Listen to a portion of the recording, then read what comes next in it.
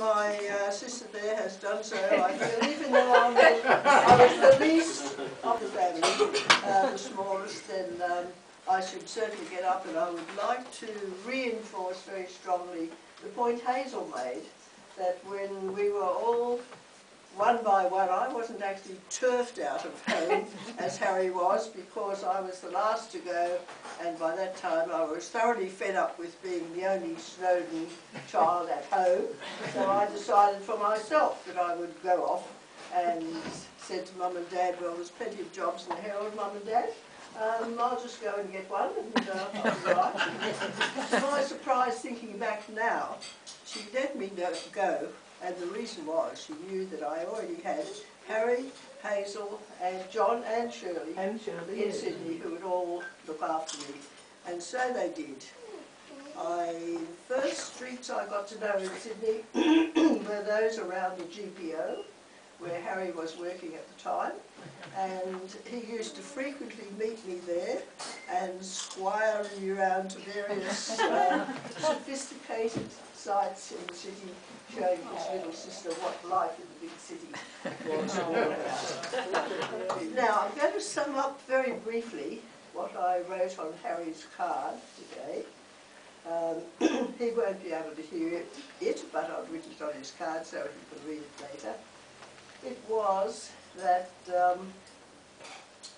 he has been, first of all, a wonderful leader of the Snowdon family, a wonderful brother, a wonderful father to his own family, and also a mentor to many people in the PMG for many years. Several representatives, not necessarily the ones needing mentoring, but several representatives are here, Faye and wherever they are, Faye and husband. Then I went on to say that the particular card that I chose bypassed all the butterflies and flowers and sort of nice thoughts, and has on the top the word zoo, and all the way down are motor cars, which seemed a very inappropriate card in a way. But the reason was, as I went on to say, that he wouldn't have considered Harry a wild one. He'd be zooming round in cars. But actually, he did have a very wild streak, which came out in such things as his work in the choirs, his work with his singing group, his work with his chamber music people, and particularly this sort of thing, which I was pleased to see up in the photos, where he just loved the opportunity to dress up every year and go to that special party in Melbourne.